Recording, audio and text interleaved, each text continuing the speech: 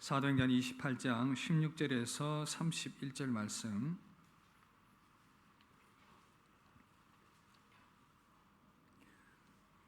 찾으신 줄 알고 교독하겠습니다. 우리가 로마에 들어가니 바울에게는 자기를 지키는 한 군인과 함께 따로 있게 허락하더라. 사흘 후에 바울이 유대인 중 높은 사람들을 청하여 그들이 모인 후에 이르되, 여러분 형제들아, 내가 이스라엘 백성이나 우리 조상의 관습을 배척한 일이 없는데 예루살렘에서 로마인의 손에 죄수로 내준 바 되었으니 로마인은 나를 신문하여 죽일 죄목이 없으므로 석방하려 하였으나 유대인들이 반대하기로 내가 마지못하여 가이사에게 상소하며 내 민족을 고발하려는 것이 아니라 이러므로 너희를 보고 함께 이야기하려고 청하였으니 이스라엘의 소망으로 말미암아 내가 쇠사슬에 매인 바 되었노라. 그들이 이르되, 우리가 유대에서 내게 대한 편지도 받은 일이 없고 또 형제 중 누가 와서 내게 대하여 좋지 못한 것을 전하든지 이야기한 일도 없느니라. 이에 우리가 너의 사상이 어떠한가 듣고자 하니 이 파에 대하여는 어디서든지 반대를 받는 줄 알기 때문이라 하더라. 그들이 날짜를 정하고 그가 유숙하는 집에 바울이 아침부터 저녁까지 강론하여 하나님의 나라를 증언하고 모세의 율법과 선지자의 말을 가지고 예수에 대하여 권하더라. 그 말을 믿는 사람도 있고 믿지 아니하는 사람도 있어.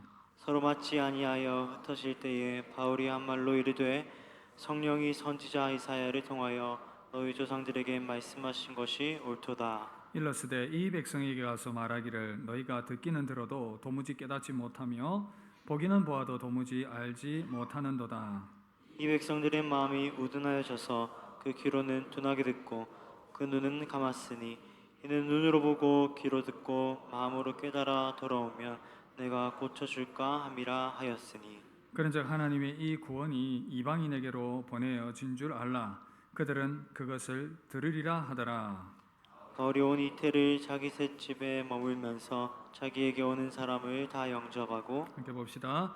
하나님의 나라를 전파하며 주 예수 그리스도께 관한 모든 것을 담대하게 거침없이 가르치더라. 아멘. 할렐루야. 드디어 사도행전 마지막 말씀 오늘 본문에 이르게 되었습니다. 오늘 하나님 나라와 예수님이라는 제목으로 하나님 말씀을 전하도록 하겠습니다.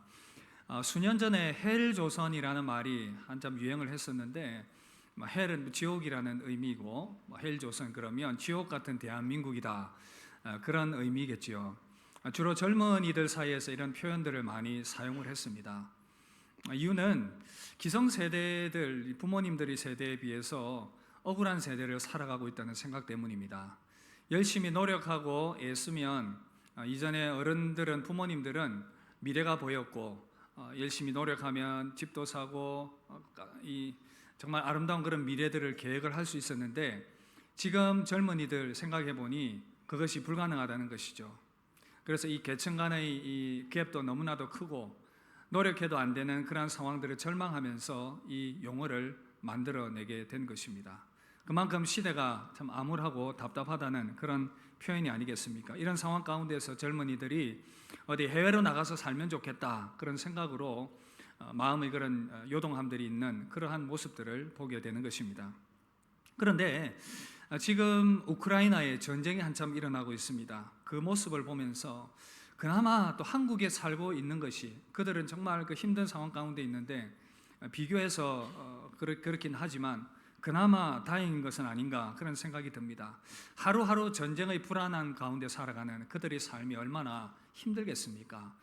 또 아프리카나 이런 나라를 보면 한 끼 끼니가 없어서 굶어 죽어가고 있는 그러한 모습들을 보면서 참 힘든 곳에서 살고 있구나, 어려운 삶을 살고 있구나, 이런 어려운 삶을 사는 사람들, 나라의 백성들이 공통적인 바람이 무엇이겠습니까? 정말 잘 먹고 잘 살면 좋겠다, 안전하게 살면 좋겠다, 편안하게 살면 좋겠다, 그런 어떤 기대감들, 그런 좋은 나라가 되기를 바라는 소망이 누구에게나 다 있을 것입니다. 오늘 이제 사도행전 마지막 말씀을 보았습니다. 바울이 드디어 긴 여정을 끝내고 로마에 도착했습니다. 배를 타고 오면서 파선을 경험하기도 했고 섬에 가서 석 달이라는 멜리데의 섬에서 시간을 보내기도 했습니다. 이제 로마에 도착을 했습니다. 그곳에서 이 유대인들을 만나게 되었고 또 로마 그분의 압송을 받아서 이제 한 곳에 구금이 되게 됩니다. 물론 이제 일반적인 감옥에 들어간 것이 아니라 요즘으로 표현하자면 가택연금 정도 되겠죠. 집에 들어가게 되었고 거기서 사람들을 자유롭게 만날 수가 있었습니다. 그래서 자기가 왜 여기에 오게 되었는지 경위들에 대해서 유대인들에게도 설명을 했습니다. 그리고 오는 사람들에게 그가 전하는 중요한 메시지가 있었습니다. 오늘 말씀 보니까 그들에게 꼭 전하기를 원했던 메시지, 바로 하나님의 나라와 예수님에 대한 것이었습니다. 28장 23절 보시면 그들이 날짜를 정하고 그가 유숙하는 집에 많이 오니 바울이 아침부터 저녁까지 강론하여 하나님의 나라를 증언하고 모세 율법과 선지자 이 말을 가지고 예수에 대하여 권하더라. 바울이 전하고자 했던 이 핵심 메시지가 바로 하나님의 나라였습니다. 그 나라는 누구나 꿈꾸는 나라입니다. 압제 가운데 고통 가운데 힘들어하고 있는 이 모든 세상 나라들이 꿈꾸는 완전한 나라가 하나님의 나라일 것입니다. 이 하나님의 나라에 대해서 바울이 평생을 증거했고 예수님에 대해서 증거를 했습니다. 이제 이 로마서의 사도행전의 마지막인 이 로마에 도착해서도 이렇게 그가 전했던 핵심 주제는 바로 하나님의 나라와 예수 그리스도. 도대체 이 하나님의 나라가 무엇이고 또 예수님은 하나님의 나라와 어떤 관계가 있는지, 그리고 이 하나님의 나라가 우리와는 어떤 관계가 있는지 참 궁금합니다. 하나님의 나라, 상당히 막연한 그런 개념일 수가 있습니다. 그래서 오늘 이 시간 바울이 그토록 이 사도행전을 통해서 끝까지 증거하기를 원했던 그 하나님의 나라, 그리고 예수님 어떤 관계가 있는지, 하나님의 나라가 어떤 의미가 있고 우리와 어떤 상관이 있는지, 이 주제를 가지고 오늘 마지막으로 이 사도행전의 말씀을 마무리하기를 원합니다. 하나님의 나라 도대체 무엇이겠습니까? 하나님의 나라라고 했을 때에 사실은 굉장히 광범위한 개념이고 심지어 신학생들도 목사님들도 헷갈릴 수 있는 그런 개념입니다. 우리 성도들은 더구나 마찬가지겠지요. 어렴풋하게 잡히는 개념은 있는데 정확하게 이 의미가 와닿지가 않습니다. 오늘 조금 더 이런 부분들을 분명하게 하기를 원하는데, 이 이스라엘 백성들이 오늘 말씀에 보니까 소망했던 것들 바울이 얘기합니다. 20절, 이러므로 너희를 보고 함께 이야기하려고 청하였노니 이스라엘이 소망으로 말미암아 내가 이 쇠사슬에 매인 바 되었노라. 이스라엘의 소망이 뭐냐 하면 바로 이 하나님의 나라였습니다. 하나님의 나라, 하나님이 온전히 다스리시는 나라. 여러분들이 가지고 있는 두꺼운 성경책, 그 성경책의 주제를 한마디로 요약을 한다면, 한 문장으로 요약한다면 어떻게 요약할 수 있겠습니까? 바로 잃어버린 하나님의 나라를 찾아가는 구원의 여정이 담겨있는 책이다, 이렇게 이해를 하시면 됩니다. 잃어버린 하나님의 나라를 찾아가는 그 여정이 담겨있는 바로 이 책이 성경책이다, 이렇게 이해를 하시면 되겠습니다.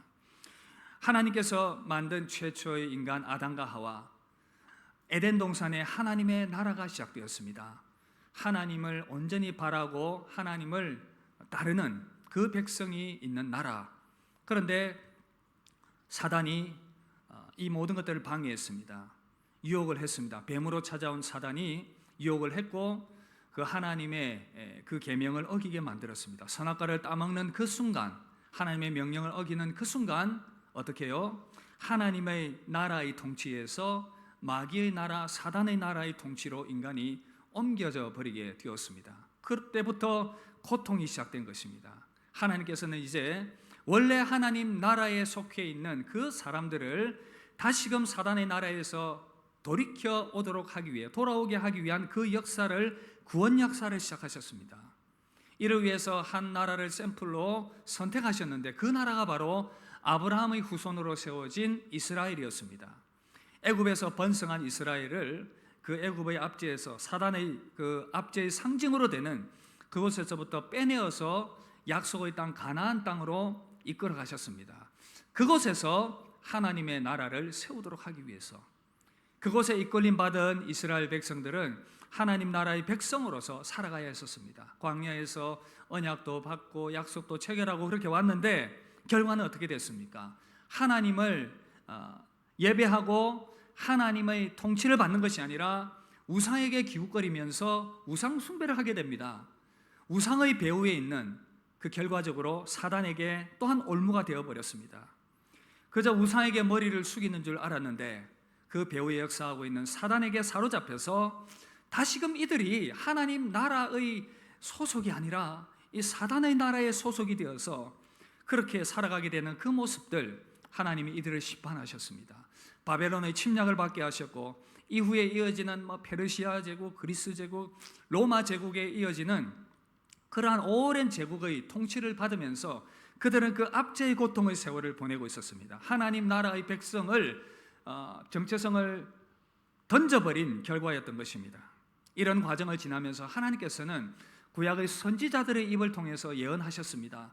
너희가 다시금 하나님의 통치를 받게 되는 하나님의 나라가 회복될 것이다. 메시아를 너희에게 보내줄 것이고 그를 통해서 다시금 하나님 나라의 통치가 회복될 것이다. 이것을 알고 있었던 이스라엘 백성들은 항상 기대감이 있었습니다. 메시아가 오게 되면 다시금 하나님의 나라가 임하게 될 것이다. 통치가 임하게 될 것이다. 이런 기대감이 있었던 것입니다.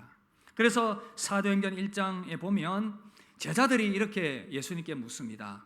주님, 이스라엘 나라를 회복하심이 이때니까?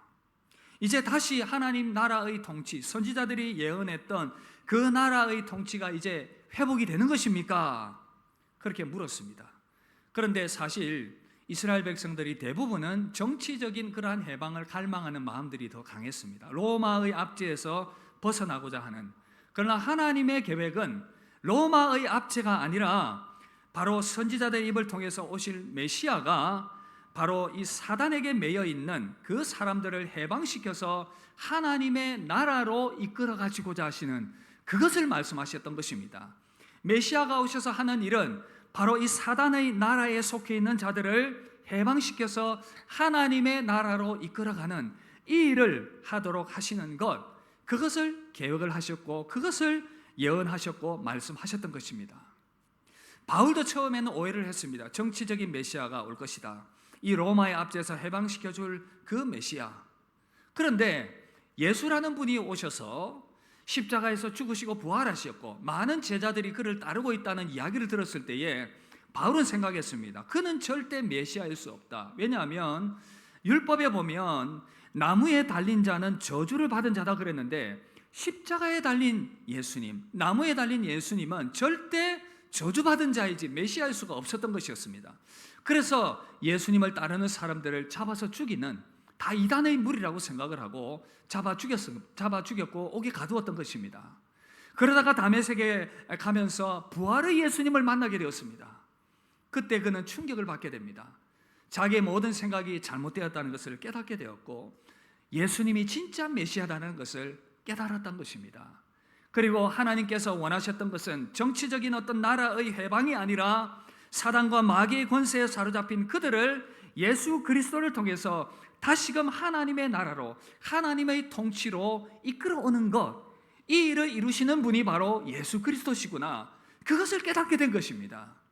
이러한 영적인 눈이 활짝 열리게 되자 바울은 그때부터 목숨을 걸고 바로 그분이 오실 메시아인데 그분이 하나님의 나라를 우리 가운데 가져오신다. 하나님이 다스리는 그 나라, 정치적인 대한민국, 북한, 이스라엘 이 나라가 아니라 하나님의 통치가 임하는 그 나라, 각 사람에게 하나님의 다스림이 임하는 그 나라를 가져오게 될 것이다. 그래서 바울은 이 하나님의 나라가 유대인만을 위한 나라가 아니라 온 세상을 위한 나라다라는 것을 알았던 것입니다. 주님이 사도행전 1장 8절에서 말씀하셨습니다. 함께 읽을까요? 오직 성령이 너희에게 임하시면 너희가 권능을 받고 예루살렘과 온 유대와 사마리아와 땅끝까지 이르러 내 증인이 되리라 하시니라. 할렐루야. 유대인만의 구원이 아니고 유대인만의 하나님 나라가 아니라 온 인류에게 미칠 하나님의 나라, 죄 가운데 빠진 사단의 권세 아래 사단의 나라에 빠져 있는 그 인간들을, 사람들을 구원해내어서 하나님의 나라로 이끌어가는 것, 이 복음이 100여 년 전에 우리나라에 들어오게 되었고 저와 여러분들이 이 복음을 받아서 하나님 나라의 백성, 하나님 나라의 사람들이 된 줄 믿습니다. 여러분, 하나님 나라의 핵심이 무엇입니까? 말씀드렸듯이 하나님의 통치이고 다스림입니다. 그래서 하나님의 나라는 하나님이 다스리는 나라입니다.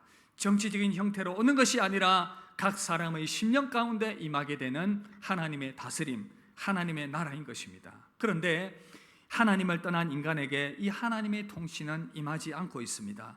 이스라엘 나라만의 문제가 아니라 모든 인류가 가지고 있는 문제라는 것입니다.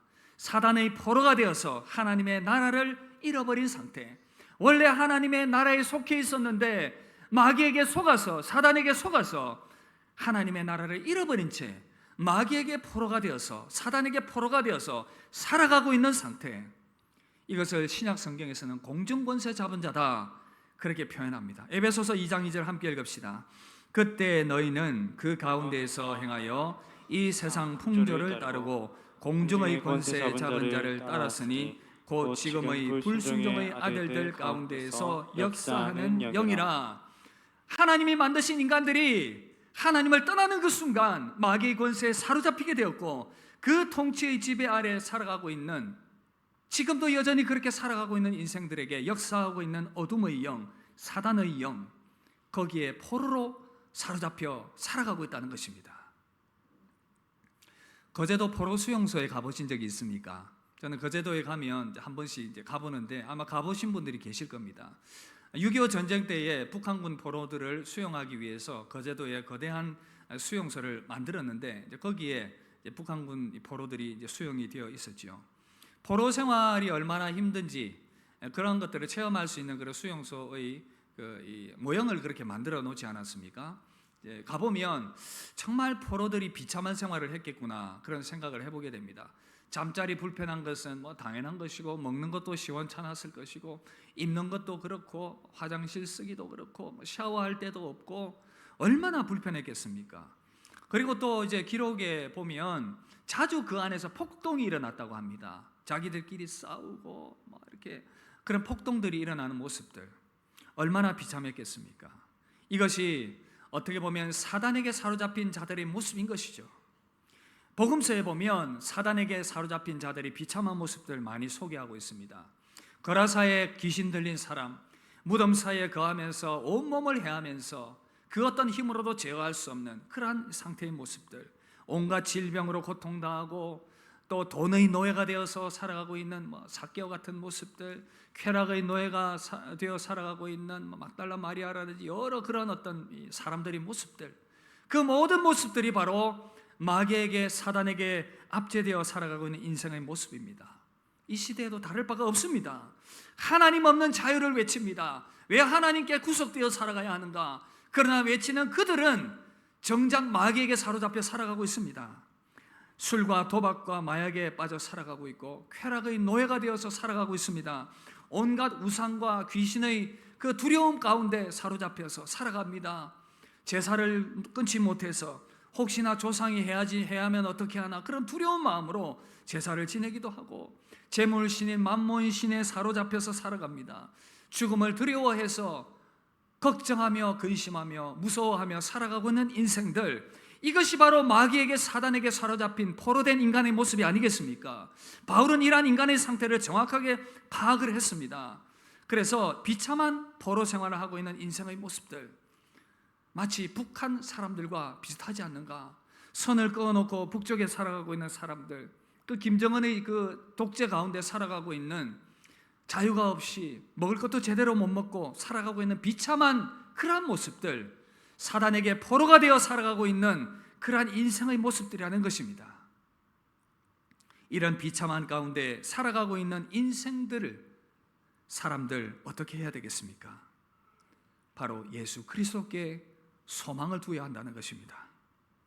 바울은 이것을 확신했습니다.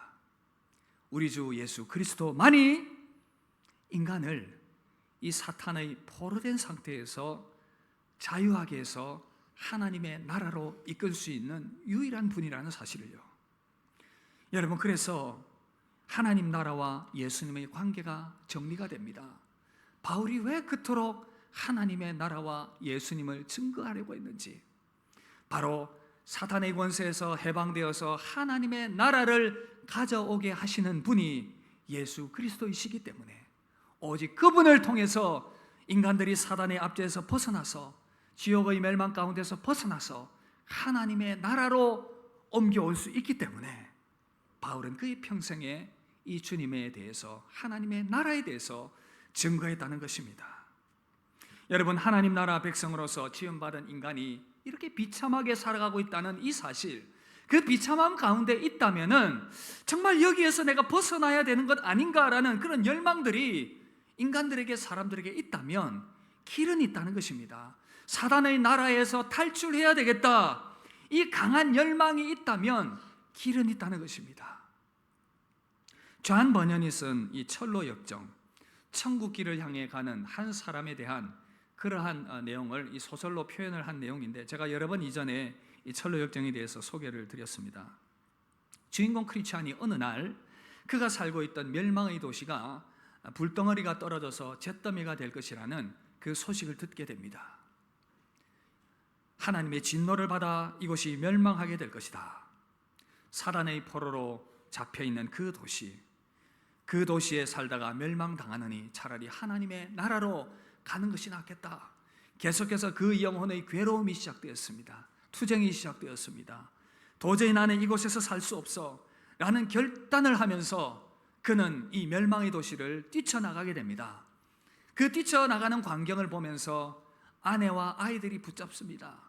당신 나 홀로 두고 어디로 가려고? 도망을 간다는 표현은 그렇지만 그곳을 벗어나려고 하는 그 사람을 향해서 돌아오라고 외칩니다. 주인공은 귀를 막고 달려갑니다. 생명, 생명, 영원한 생명. 그 도시를 벗어나게 되면서 여정이 시작됩니다. 물론 철로 역정 2부에 보면 이 주인공이 아내를 버리고 간 것은 아니죠. 크리스티나와 아들이 2부에서는 함께 구원을 받게 되는 그런 내용입니다. 여러분, 자유를 향한 갈망 필요합니다. 사단의 권세에서 벗어나야 되겠다는 이 갈망. 오래전 개봉된 영화 쇼생크 탈출이라는 영화, 혹시 여러분 아시는지 모르겠습니다. 자유가 주는 의미가 얼마나 큰지 알려주는 그런 영화였는데, 이 주인공 앤디라는 분이 은행원이었습니다. 그런데 어느 날 이분이 아내를 죽였다는 그런 누명을 쓰고는 가장 이 독한 이 감옥에 갇히게 됩니다. 가장 최악의 감옥에 갇혀서 온갖 고통과 고문을 당하게 됩니다. 힘든 시간들을 보내게 됩니다. 성적으로도 유린을 당하면서 고통의 시간들을 보내면서 이 모든 것들이 잘못되었다는 것을 깨닫고는 목숨을 건 탈옥을 하게 됩니다. 그 이 벽을 파면서 그렇게 오랜 세월 준비를 해서 탈옥을 하게 되죠. 부당하게 갇힌 그 삶이 얼마나 비참한 상태라는 것을 알면 자유를 향한 갈망, 이 그림 보시면 저 그림이 주인공이 탈출해서 자유를 향해서 외치는 그런 모습인 것입니다. 여러분, 포로된 상태가 결코 자연스러운 것이 아닙니다. 억울한 상태입니다. 하나님 나라 안에서 자유와 기쁨과 평강을 누려야 할 인생이었는데 이 포로된 상태, 그래서 이 포로된 상태에서 자유함을 주시는 분이 누구이신가? 성경은 분명히 말씀하고 있습니다. 우리 주 예수 그리스도, 그분이 이 일을 위해서 이 땅에 우리 가운데 오셨습니다. 주님이 이 땅의 사역을 시작하시면서 선포하셨습니다. 누가복음 4장 18절 보시면 함께 읽겠습니다. 주의 성령이 내게 임하셨으니 이는 가난한 자에게 복음을 전하게 하시려고 내게 기름을 부으시고 나를 보내사 포로된 자에게 자유를, 눈먼 자에게 다시 보게 함을 전파하며 눌린 자를 자유롭게 하고 주의 은혜의 해를 전파하게 하려 하심이라. 할렐루야. 너무나도 중요하고 귀한 말씀입니다. 주님은 아셨습니다. 지금 인생의 상태는 사단의 포로로 잡혀 있는 상태고, 저대로 살다가는 이 땅에서도 사단의 포로로 있을 뿐 아니라 영원한 멸망 가운데에서 처하게 될 것이다 라는 사실을, 주님이 이 땅 가운데 오셨고 그 방법, 그 길을 알려주셨습니다. 어떤 방법으로요? 예수 그리스도의 십자가의 죽으심과 부활을 통해서입니다. 어떻게 이것이 사단의 권세를 푸는 열쇠가 되는가? 사단은, 마귀는 죄를 가지고 인간을 올가매고 있었습니다. 죄에 빠진 인간은 이 죄의 올무에 사로잡혀서 벗어날 수가 없어요. 그러면 사단이 계속 인간을 사로잡고 있습니다. 멸망으로 이끌고 갑니다. 이 죄의 힘이 너무나도 강하기 때문에, 그 어떤 힘으로도 꺾을 수가 없기 때문에 이 죄의 문제를 해결하기 위해서는 죄 없는 누군가의 피가 필요했었고, 죄 없는 누군가의 피는 이 땅에서 찾을 수가 없기 때문에 하나님의 아들이 직접 이 땅에 오셔서 그 죄의 제물이 되셨고, 그로 말미암아 인간을 사로잡고 있는 죄의 올무가 풀어지게 되었습니다.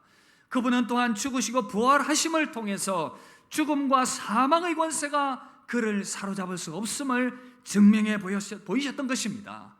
이제 사단의 나라의 올무에서 해방이 되어서 하나님의 나라로 탈출할 수 있는 길을 허락하신 유일하신 분 예수 그리스도, 그분을 통해서 우리에게 생명의 길이 열리게 된 것입니다. 요한복음 14장 6절에서 주님이 담대하게 확신을 가지고 말씀하십니다. 예수께서 이르시되 내가 곧 길이요 진리요 생명이니 나로 말미암지 않고는 아버지께로 올 자가 없느니라. 그리고 요한계시록 3장 7절 말씀합니다. 우리 주님께서 이 천국의 열쇠를 가지셨다고, 하나님 나라의 열쇠를 가지셨다고 말씀하십니다. 우리 함께 읽겠습니다. 거룩하고 진실하사 다윗의 열쇠를 가지신 이 곧 열면 닫을 사람이 없고 닫으면 열 사람이 없는 그가 이르시되. 여러분, 다윗의 열쇠, 바로 천국 문의 열쇠입니다.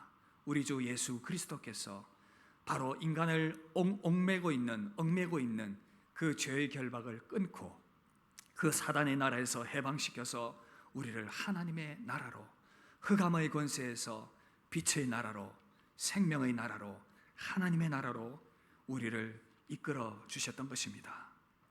그래서 주님이 이 땅에 오셔서 복음을 증거하시면서 말씀하셨습니다. 이르시되 때가 찼고 하나님의 나라가 가까이 왔으니 회개하고 복음을 믿으라. 하나님의 나라가 예수님 안에서 시작되었다는 증거들이 여러분 복음서에 보시면 곳곳에서 나타나고 있습니다. 앞전에 말씀드렸던 그러한 모든 이 사로잡힌 자들, 거러사의 귀신 들린 자들이 예수님 안에서 자유함을 얻게 되었습니다. 질병에 사로잡힌 자들이 자유함을 얻게 되었습니다. 돈의 노예가 된 삭개오가 주님을 발견하고는 그 모든 돈의 노예에서 벗어나서 구원의 주님을 발견하게 되었습니다. 쾌락의 노예가 된 여인들이 주님께로 돌아와서 해방의 자유를 얻게 되었습니다. 여러분, 이 시대도 마찬가지입니다. 예수님이 주시는 하나님의 나라가 임하게 되면 어떤 변화가 일어납니까? 먼저는 내면의 변화부터 시작이 됩니다. 로마서 14장 17절 보시면 하나님의 나라는 먹는 것과 마시는 것이 아니요 오직 성령 안에 있는 의와 평강과 희락이라. 하나님의 의에 다스림을 받는 상태가 시작되면 먼저 심령의 평안함이 있습니다. 여러분, 북한 땅에 살고 있는 저 백성들이 두려움들, 푸틴의 압제하에서 고통당하고 있는 저 사람들 얼마나 불안하겠습니까? 저렇게 독재자들에게 통치받고 있는 저 나라 백성들의 두려움, 마귀의 권세에 사로잡혀서 통치받고 있는 사람들의 두려움들. 그러나 하나님께서 다스리게 될 때에, 하나님의 영에 의해서 다스림 받게 되게 될 때에 내면의 새로운 변화가 일어나게 되는 것입니다. 자유와 평강과 기쁨인 것입니다. 찬송가 438장 보시면 자유함을 얻은 자들이 어떻게 기쁨으로 노래하는가? 내 영혼이 은총 입어 중한 죄짐 벗고 보니 슬픔 많은 이 세상도 천국으로 하도다. 주의 얼굴 뵙기 전에 멀리 뵈던 하늘나라 내 마음속에 이루어지니 날로 가깝도다. 할렐루야 찬양하세. 내 모든 죄 사함 받고 주 예수와 동행하니 그 어디나 하늘나라. 주 예수와 동행하니 그 어디나 하늘나라. 여러분, 또한 삶에서도 변화가 나타납니다. 자유함이 있습니다. 개인의 삶이 새로워집니다. 가치관이 변화됩니다. 삶의 비전과 방향이 다시금 하나님 안에서 회복됩니다. 죄와 사단으로부터 자유함을 누리게 되는 것입니다. 그리고 가정에도 변화가 일어납니다. 남편이 변화되고 아내가 변화되고 자녀들이 변화되고 사람들이 변화되어서 정말 가정 안에 천국이 이루어지게 됩니다. 국가도 새로워지게 됩니다. 하나님 나라의 가치로 시작된 국가, 미국이 지금은 많이 타락했지만 하나님 나라로 시작된, 이 성경으로 시작된 그 나라, 그래도 여러분 중국보다는 훨씬 낫고요, 러시아보다는 훨씬 낫습니다. 가치관이 건전하기 때문입니다. 하나님 나라가 기독교 정신이 다스리는 나라, 그리고 하나님의 나라는 이 땅에서 이루어질 뿐 아니라 영원히 예비된 그 하나님의 나라, 우리가 죽음 이후에도 하나님께서 계시는 그 나라, 영원한 하나님의 나라, 육체의 죽음 이후에도 우리를 위하여 예비된 영원한 하나님의 나라, 또한 주님이 재림하실 때에 완전하게 이루어지게 될 영원한 하나님의 나라. 하나님은 영원하시기 때문에 그 영원하신 하나님의 백성된 우리들 또한 영원한 생명을 부여받았기 때문에 우리는 그 은혜 안에서, 그 하나님 나라 안에서 기뻐하며 즐거워하는 것입니다. 사도 바울은 이 하나님의 나라를 증거했습니다. 이 땅 가운데 성도들에게 임하게 되는 하나님의 나라, 이 생명이 끝나더라도 영원토록 예비된, 성도들에게 예비된 하나님의 나라, 그 하나님의 나라가 예수 그리스도를 통해서 오게 된다는 사실을 그는 발견했기 때문에 그의 평생에 예수 그리스도와 하나님의 나라를 증거하며 살았던 것입니다. 실제로 그 하나님의 나라가 이 땅 가운데에서 나타난다는 것을 실제로 경험했습니다. 하나님의 나라가 이론과 성경에 갇혀있는 그러한 가르침이 아니라 실제로 사도행전에 보면 그 복음을 가지고 예수의 이름으로 나아가게 될 때에 병자들이 고침받게 되고 귀신들이 떠나가게 되고 사람들의 가치관이 변화되고 영적인 놀라운 은혜의 역사들이 일어나는 것들을 보면서 복음은 진짜구나, 복음은 살아있구나, 복음은 정말 하나님의 약속된 그 나라는 실제이구나라는 것을 고백을 하면서 그는 그의 평생에 목숨을 다해서 이 하나님의 나라와 예수 그리스도를 증거했던 것입니다. 데살로니가전서 1장 5절에서 바울은 그렇게 또 힘차게 데살로니가 교인들을 향해 말하고 있습니다. 함께 읽읍시다. 이는 우리 복음이 너희에게 말로만 이른 것이 아니라 또한 능력과 성령과 큰 확신으로 된 것임이라. 우리가 너희 가운데에서 너희를 위하여 어떤 사람이 된 것은 너희가 아는 바와 같으니라. 여러분, 복음이 말로만 임한 것이 아니라 능력과 성령의 역사하심과 큰 확신으로 되었다. 너희들 경험하지 않았느냐? 나도 경험했다. 그래서 그 복음 안에 나타난 역사, 그 은혜의 역사가 진실임을, 복음이 진실임을 나타내 보이기 위해서 사도행전 2장에 보면 성령께서 실제로 강림하셨고 성령의 그 역사를 받은 그 은혜를 힘을 덧입은 제자들이 나가서 이 생명의 복음을 담대하게 증거했고 그 생명의 역사가 지금까지 우리 가운데 이어져 오고 있다는 것입니다. 사랑하는 성도 여러분, 바울이 그토록 열정적으로 증거했던 하나님의 나라와 예수 그리스도, 이 땅에도 100여 년 전에 그 복음이 들어왔습니다. 우상 숭배하며 하나님을 알지 못했던 이 땅 가운데 그 어린 선교사들이 목숨을 걸고 이 조선 땅에 피를 흘렸습니다. 이 하나님 나라의 꿈을 안고 예수 그리스도의 생명을 안고 이 땅에 들어왔습니다. 그리고 이 땅에 곳곳에 학교를 세우고 병원을 세우고 연세학당을 비롯해서 많은 병원들을 세우면서 그와 동시에 하나님의 나라를 증거하면서 복음을 증거하면서 우상 숭배하던 이 나라에 하나님의 나라가 각 사람들에게 임하게 되었고 놀라운 변화의 역사가 일어나게 되었습니다. 이곳 대구 땅에 70여 년 전에 성북교회가 세워지게 되었고 하나님의 나라가 이곳을 통해서 확장되어져 나갔고 믿음의 선진들이 이곳에서 믿음 생활하면서 하나님의 나라에 들어갔고 누리면서 들어갔고 우리 또한 그 나라의 백성으로 부름받아 이렇게 믿음 생활하고 있는 것입니다. 여러분, 말씀 마무리하면서 우리 함께 도전받습니다. 이제 바울이 그토록 증거하기를 원했던 하나님의 나라와 예수 그리스도, 우리 또한 이 사명을 변함없이 받았습니다. 사도행전은 아주 급격하게 끝이 납니다. 31절 보시면 하나님의 나라를 전파하며 주 예수 그리스도에 관한 모든 것을 담대하게 거침없이 가르치더라. 왜 이렇게 급격하게 끝나는지 그 이유를 아십니까? 교회로 존재하는 이유가 여기 있다는 것입니다. 우리 또한 이 사명을 받아서 연결해 나가야 할 거룩한 부담감이 있다는 것입니다. 부르심이 있다는 것입니다. 로이드 오길비라는 신학자는 이렇게 말합니다. 사도행전이 급격하게 끝남은 오늘날 우리를 통해서 그리고 우리 안에서 성령이 사도행전의 다음 장을 쓰도록 허락하시는 도전과 기회를 우리에게 남긴 것이다. 저는 여러분 이 복음의 은혜가 어떤지 잘 알고 있습니다. 믿지 않는 가정에서 믿음 생활을 시작했기 때문에 소망이 없어 보이는 저의 가정 가운데 주님이 저에게 먼저 찾아오셨고, 제가 중학교 3학년 되던 그때에 이 복음을 받았습니다. 그 복음이 주는 생명의 은혜와 역사, 우리 가정을 변화시켰습니다. 저의 삶을 변화시켰습니다.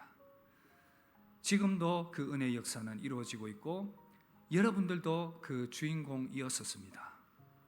그 생명의 역사가 우리에게 나타났었고 앞으로 이 생명의 역사가 계속해서 우리 교회를 통하여 나타나게 될 것입니다.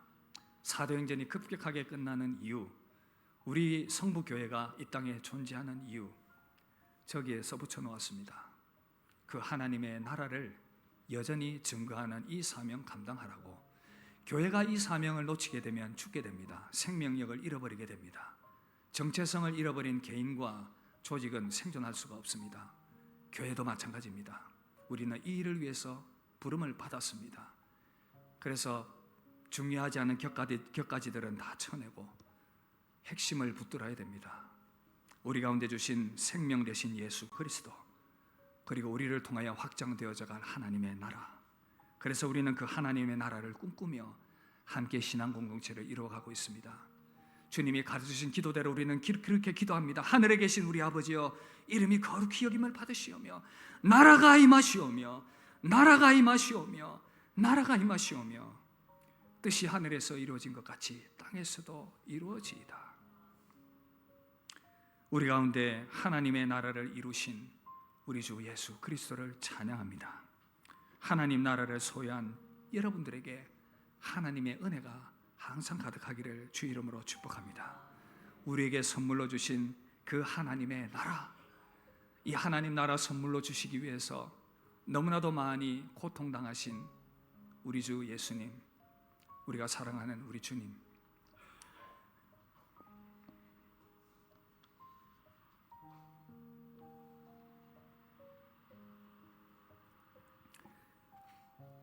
그 주님 위하여 남은 생에 살아가는 여러분 되시기를 주님 이름으로 축복합니다. 우리 함께 찬양합시다. 내 영혼이 은총이마. 찬양합시다.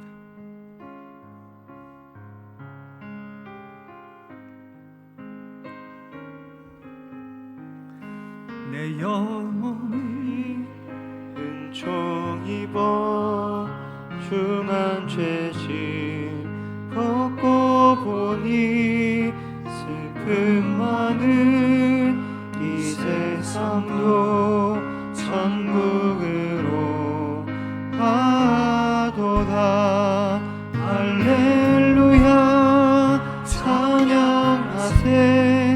내 모든 죄 사함받고 주 예수와 동행하니 그 어디나 하늘나라 주의 얼굴 뵙기 전에 멀리 뵈던 하늘나라 내 마음속에 이루어지니 날로 날로 가까이. 할렐루야 찬양하세.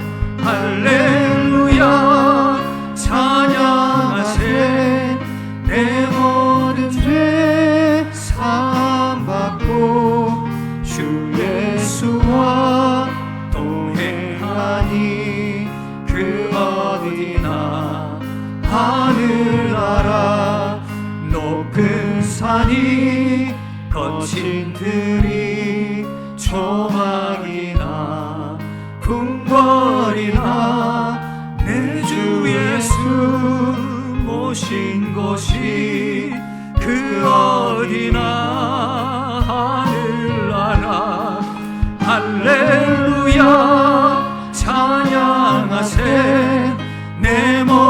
죄 사함 받고 주 예수와 동행하니 그 어린아. 할렐루야 찬양하세.